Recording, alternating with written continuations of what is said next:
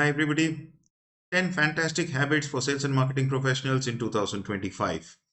If your career is stuck, chances are you are making one or more of these 10 mistakes, right? Quick introduction. My name is Maneesh Konkar. We are corporate trainers. We run a digital marketing agency, and we also have online courses in sales and marketing. On this channel, you will get a lot of input on sales, B2B, B2C, negotiation skills, leadership, and in general, how to become more career, more success in your careers and in your business. All right. So let's begin. First habit: start with gratitude. The law of attraction works. Most of us spend time focusing on what we don't have. Whenever we look at Facebook, we look at what others are posting and we tend to get jealous. Whatever you give energy on increases. So, gratitude is first of all being grateful for being alive, being grateful for the fact that you have friends, that the fact that you have a job, and that job pays you on time. These are all the things that we need to be grateful about, right? So that's the first point. Okay, what I started doing a couple of years back was make a list of affirmations, what I'm grateful for in terms of family, in terms of wife, kids, the clients that I have, the content that I have developed over the years, the knowledge that has been given to me because of the work that I do. Okay, and we realized that the more we became grateful and affirmative, okay, the more the law, the universe worked to give us more of whatever we were grateful for. Right. So that's the first point. Start with gratitude. The second point is, as a daily habit, start by reading the daily newspapers. Even today, I mean, and this is something which I learned at IIM Bangalore. I remember in my first year itself, when I was, we had a few friends who every day in college used to read the Economic Times. And, in a way, those guys were the toppers from the batch. And that's what I'm talking about. Even today, I read the Business Standard, the Mint, and the Economic Times and the Times of India.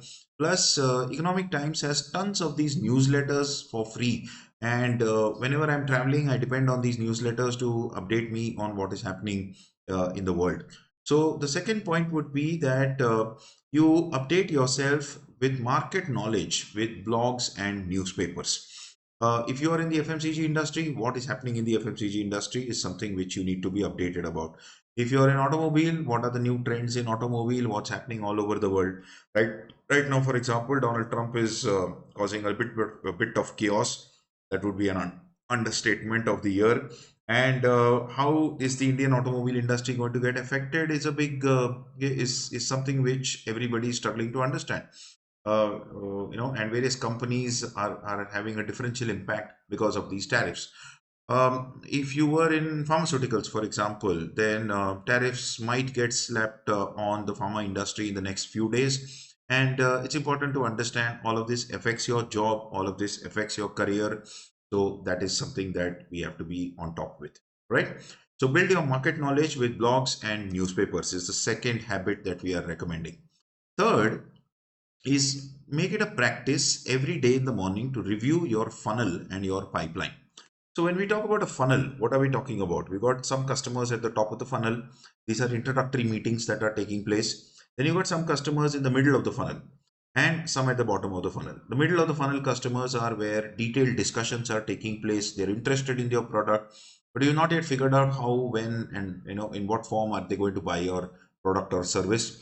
And bottom of the funnel clients are those which have decided to buy from you, and there is a price negotiation that still needs to be done.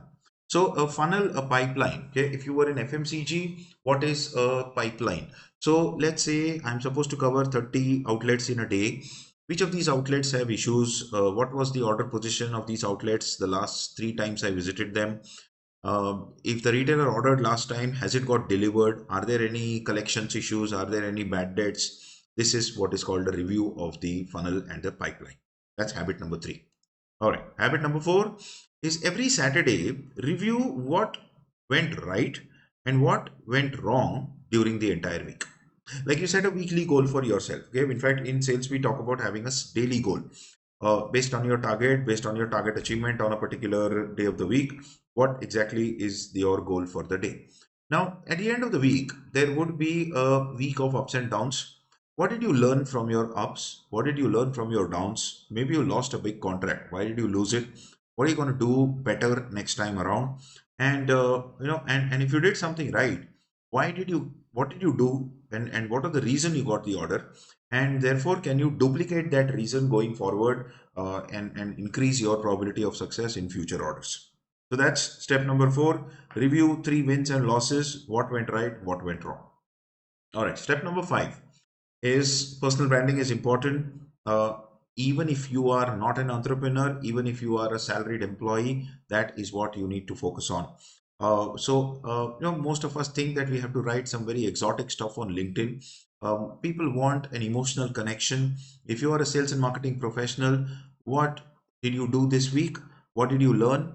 What is working for you? What is not working for you? A market experience. For example, yesterday I was in the market with 30 and covered 30 odd outlets. This is the trend that I observed in the market. A simple couple of paragraphs with a question at the end and a bunch of hashtags is more than enough for you to stuff for a bunch of people to start following you on LinkedIn.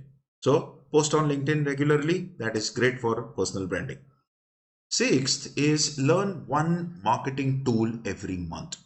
Now, this can be like a salesforce.com. It can be, if you're in digital marketing, there are tons of tools that are coming out every week. There are AI tools that are coming out every week.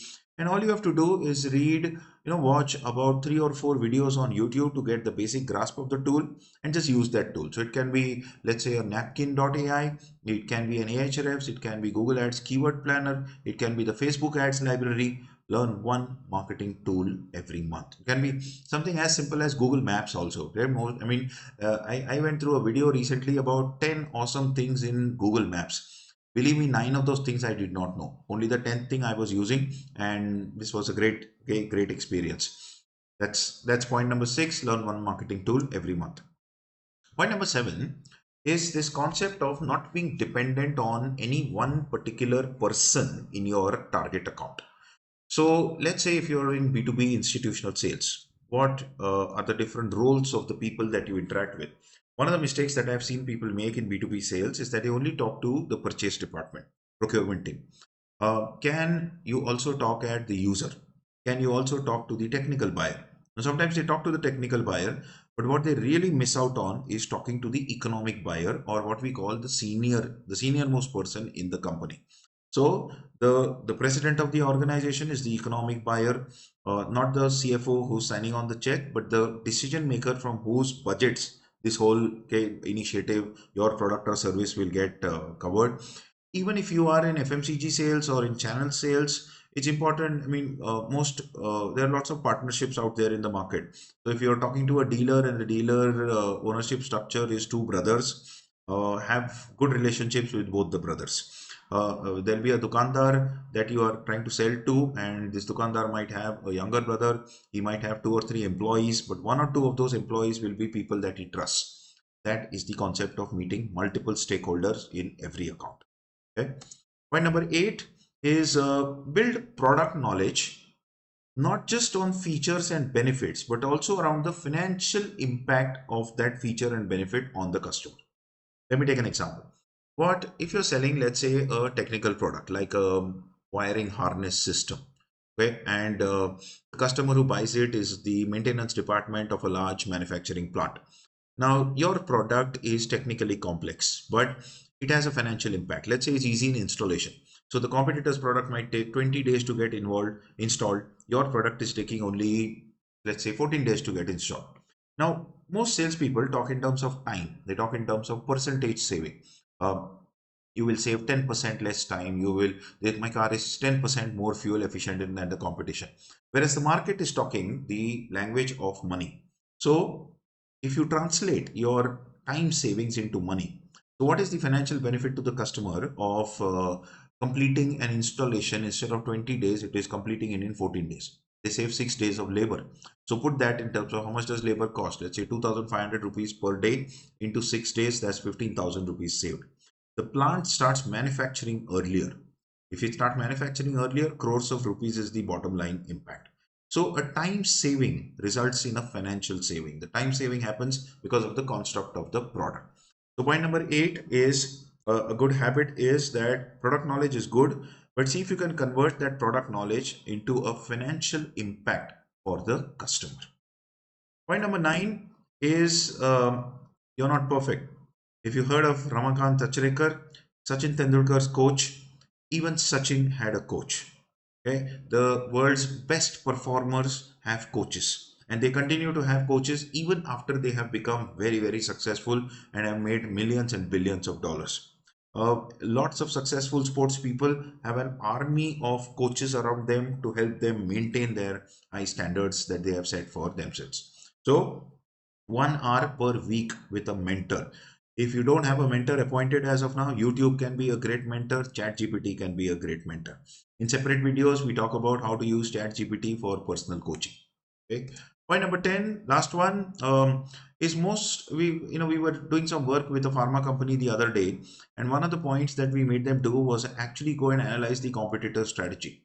Initially, most of them resisted. They said, what are you talking about, sir? It's not my job to analyze competitors. My team does it regularly. We submit a competitor analysis report.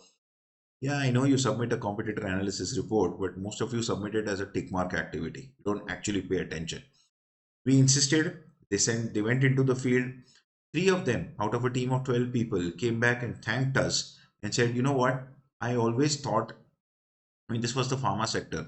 And these guys actually came back and told us that I have been thanking a doctor for his prescription support for the last 2 years. After I spoke to the chemist and I took an information about the competitor, I realized that he was only giving prescriptions to the competition. He had not given me a single prescription so far. Analyze one competitor strategy every 15 days. All right. So these are the 10 points. If you've reached till here, great. Thanks a lot for watching this video. I'm Maneesh Konkar. On this channel, we have a lot of inputs on sales, marketing, digital marketing, and leadership, and lots of things that will help you succeed and do better in your careers and in your business. I do remember to like this video and subscribe to the channel, and I will see you in the next video. Thanks a lot.